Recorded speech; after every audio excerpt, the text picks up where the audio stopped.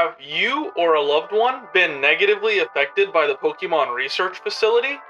Was your son or daughter sent on a whirlwind adventure to learn about friendship and Pokemon? Was this man responsible for giving your child a potentially dangerous Pokemon?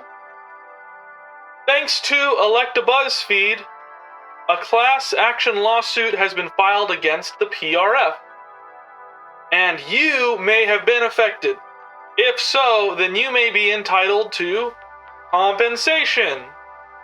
So come on down to our offices and see if you are eligible.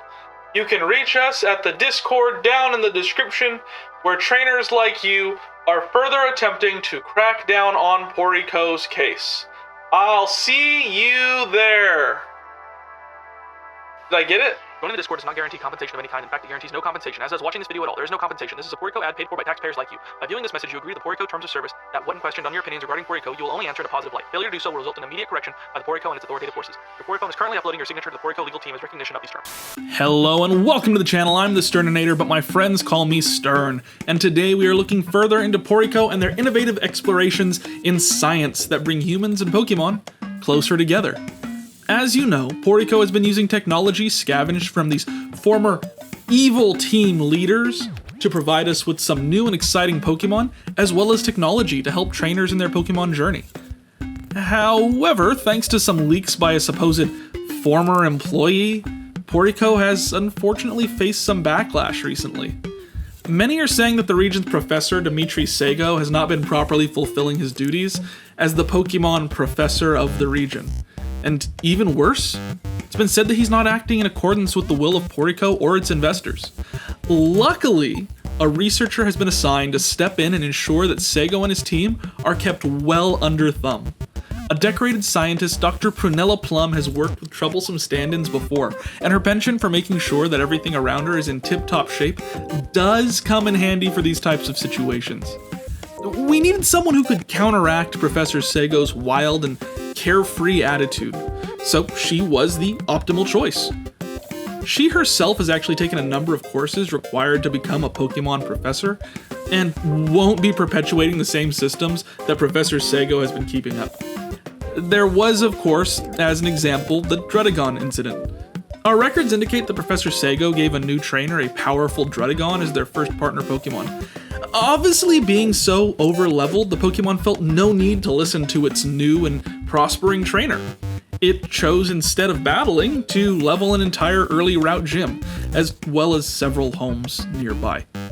To be fair, this Druddigon was previously used as an example of inducing rage to see what it could evolve into.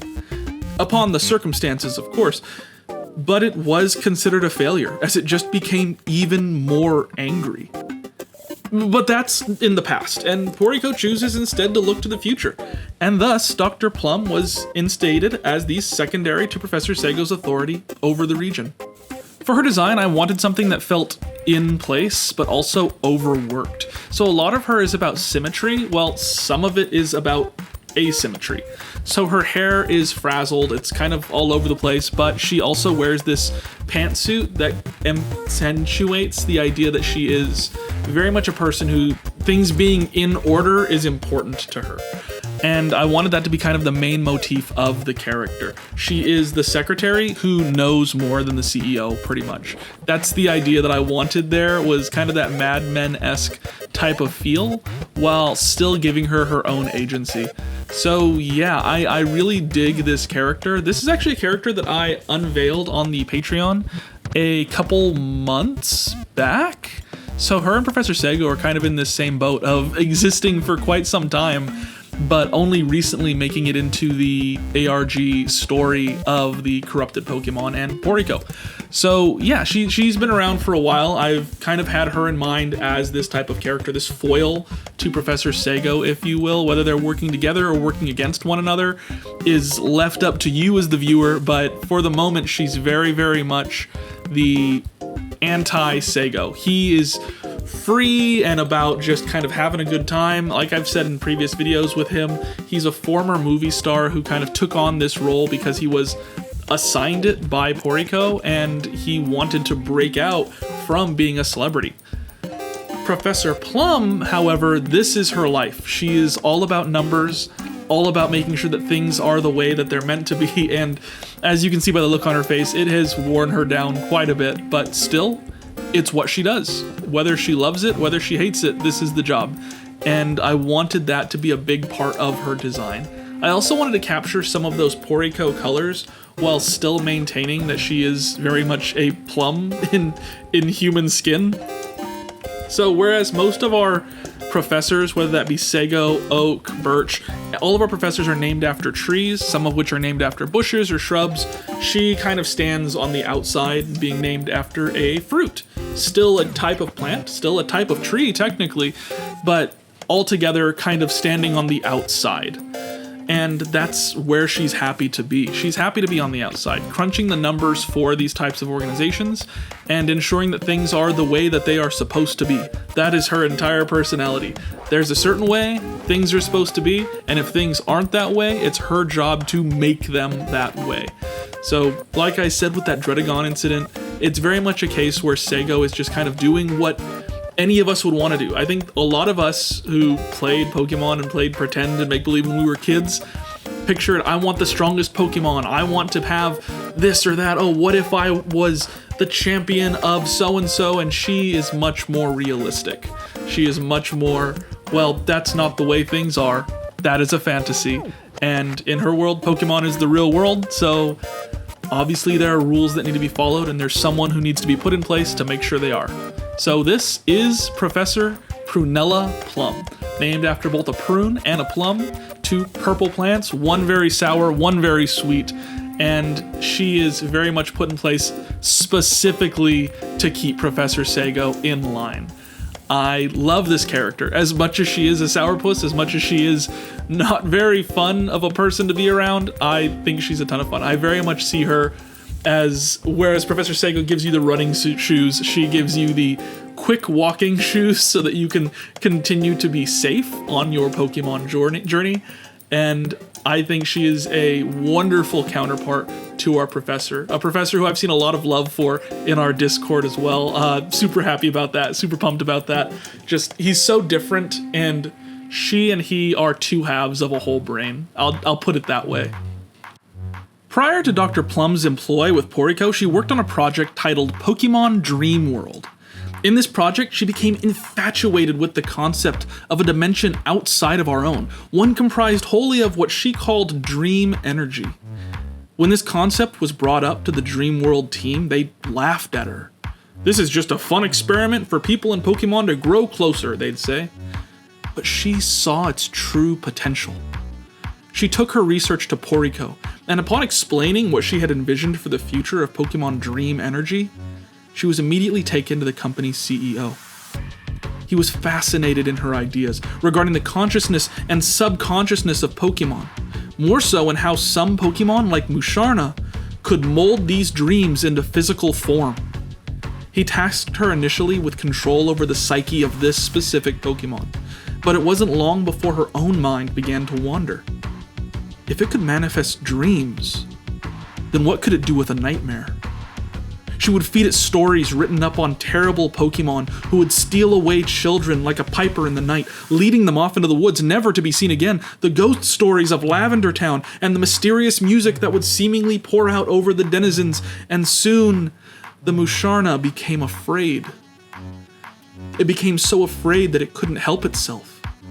And while under this chemical-induced sleep, it began to create.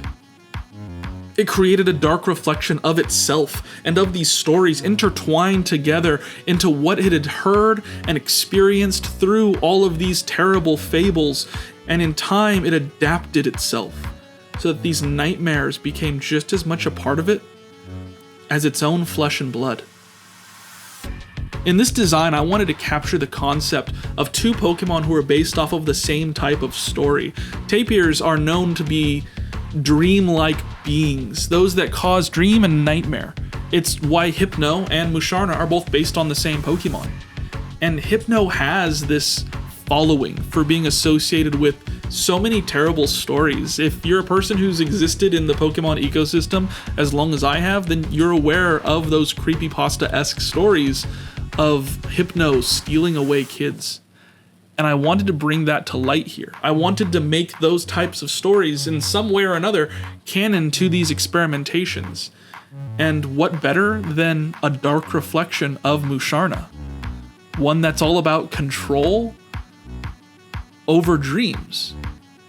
Combining those two things together, I think it's no small thing that both of these Pokemon tend to work well. And the question was how?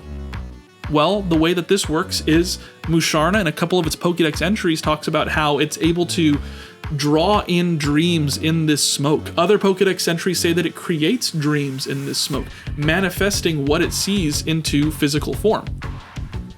What if it did that with something darker? Something evil? And who would be the one to experiment in this way to create something that would be that, to create something that would manifest in such a way? Well, PoryCo, of course. After all, they're all about experimentation and further understanding Pokemon. This isn't about darkness, evil, or nightmares. This is about understanding these Pokemon in ways that we haven't before, and that's where we get Akusharna. Its name comes from Aku, meaning nightmares, whereas Mu means dream. Musharna becomes Akusharna. It is a psychic dark type, taking on that dark type due to the nightmares that it itself has created. You'll notice that I changed some of the colors between the initial drawing and here. I don't know why, I just really much more liked this cream white color, makes it feel almost ghostly. And being based on a ghost story, I felt like that really fits. Its ability, Dreary, makes it so that Pokemon that it encounters begin to slow down, their speed dropping every turn that they are within range of this Pokemon, slowly and slowly, until soon they are unable to move, whether that be through fear or sleep. They just stop moving. Terrified, tired, it's unknown. And for that reason, this Pokemon was labeled a success, one of the first for PoryCo. But it wouldn't be their last.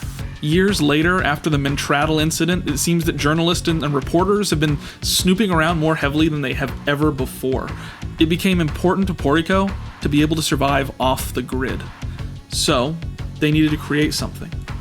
And as the success began to ramp up, more power was needed. Something that could fuel not only their experiments, but keep them off the grid.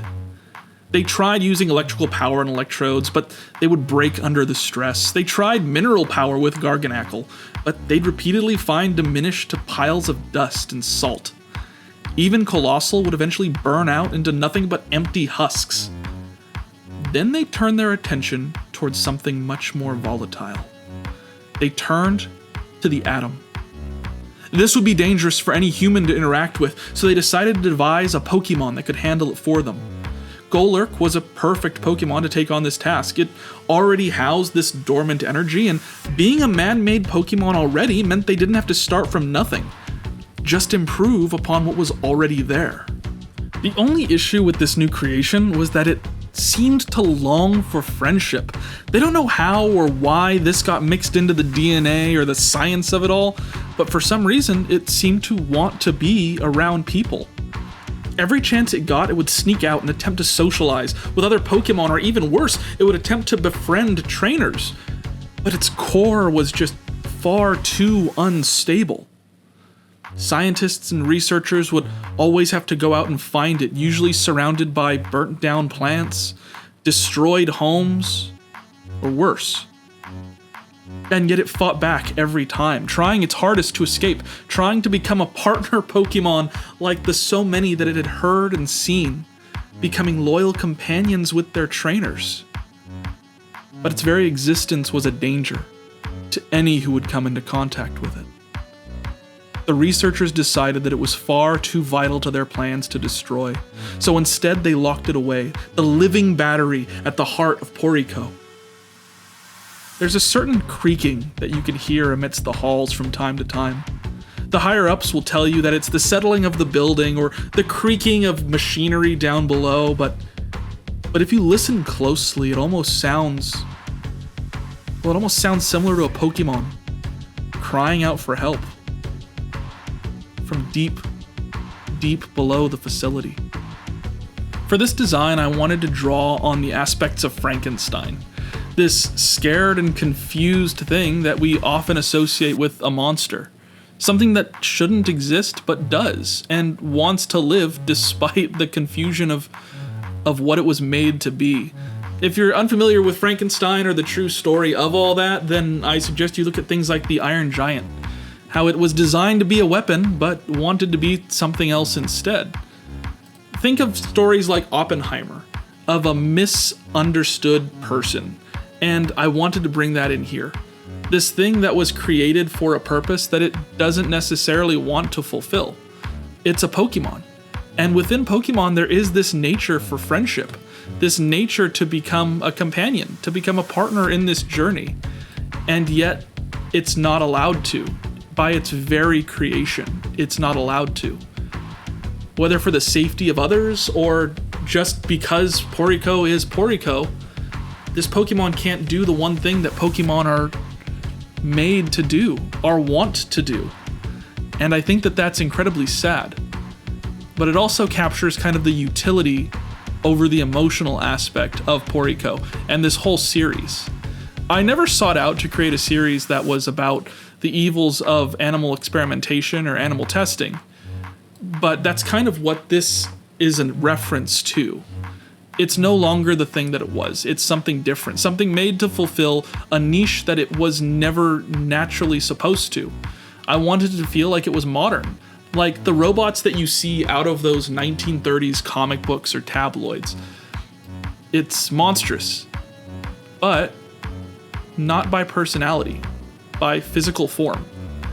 And so I played around with that a lot. This is actually one of the many iterations that I did of this design, and you'll even see in the final product, it doesn't look quite like what you see here. But this is Glowlurk, taking in that glow type of motif that we see with irradiated items, and for the shiny, wanted to bring in some of those traditional Glowlurk colors in a little bit more vibrant hue to still give that technological aspect. It's an electric poison type, which I thought was very interesting. I wanted to see how to convey radiation without just making a new typing. I see that a lot, but for this instance, I wanted to keep the typings that already exist, and so electric poison, I think, really fit that whole vibe. Its stats are still very similar to your standard Golurk, but it has this ability Irradiate. That ability allows it to do poison damage on every attack that it does, whether that be physical or otherwise. So it's going to have that poison type attack no matter what it does, alongside the attacks typing either way. Whereas Golurk is the automaton Pokemon, this is the atomic Pokemon, being that it has this type of atom bomb type build within itself. And I thought that was kind of cool. Let me know what you think in the comments. Is this one of your favorite designs? Because it's absolutely one of mine. And the story that goes along with it, I think, just pumps up the sympathy that I feel for this terrible, terrible creature. But atomic energy wasn't their first choice. There were those who stood staunchly opposed to the concept for their own safety. Researchers began playing with fire. Literally, in a mad dash, they would throw whatever they could together in an attempt to turn the CEO off to atomic power. Eventually, several scientists pulled their resources together. Their pitch was on using psychic power combined with the innate fury of a fire as a power source. There was some intrigue by the CEO, but he wanted results over theories. The plan was to take a psychic Pokemon and apply fire to it. True, Pokemon like Armarouge and Delphox existed, but if they were going to turn his head away from that monstrosity locked in the basement, they would need to create something new. They took Rhinoculus and began pulling it apart piece by piece, knowing that the psychic shield that it was housed in would be perfect for protection against the flame. Affecting its very cellular structure, they set to work at introducing this fire typing. The other Pokemon watched on in horror as this single cellular Pokemon was adapted, changed, and altered. The other Pokemon were terrified, except, of course, for the Simisurge, which seemed almost to delight in their experimentation. Soon they had something that they believed would inspire the CEO. They brought it in, wheeled in a Pokeball, and upon unveiling, opening that Pokeball and allowing it to be unveiled to the world for the first time, they discovered that they had made a grave error. They had burned away the psychic genes of Rhinoculus, replacing them with fully fire typing. With its psychic energy dissipated, it was burning, but somehow still able to function. It was a Pokemon built out of sheer agony, as the cellular wall that once surrounded it was replaced with this eternally burning flame. The flame itself seemed almost to take on a life of its own, delighting in its own creation, ignorant of the fact that there was a separate Pokemon within it. It was as if they had not only manipulated life, but created a new one. The CEO was not turned away from atomic energy, but instead was excited that they were able to create life out of the shield of a Pokemon. Ignoring the Pokemon itself, disregarding the shouts heard throughout that boardroom, instead the CEO was enamored by the idea that they had created life. This wasn't like Mentamite, where they had created something out of pre-existing DNA and genes and psychic energy. They had created something out of a part of a Pokemon that was separate from its living body altogether. They were finally able to challenge the Pokemon gods. It was deemed a success. However, could it be? Would it be? For the first time, the scientists began to wonder if what they were doing was truly to help the Pokemon world or to help a darker plan. Reuniclash still maintains the manipulating Pokemon, but this time, rather than being cellular division and cellular multiplication, it is instead spread like a wildfire. It's lost its psychic typing completely and has become wholly fire type. The shiny you can see is a different type of color flame. It's more yellow, whereas this one is almost a combination of a cellular body and flame itself. It has the ability Conflagration, which upon entering battle will burn any Pokemon that it's battling up against, as well as any item that they happen to be holding. Switching out Pokemon will not stop this from happening, as the new Pokemon will have the exact same instance happen to them. It hasn't gained too much power, but has gotten a little bit of a bump to some of its stats, being that it's now taken on that fire typing. Some of those stats had to move around to make it viable. But yeah, this is a Pokemon that is an existence of agony. And while many of us would call it a failure, the CEO decides to call it a success.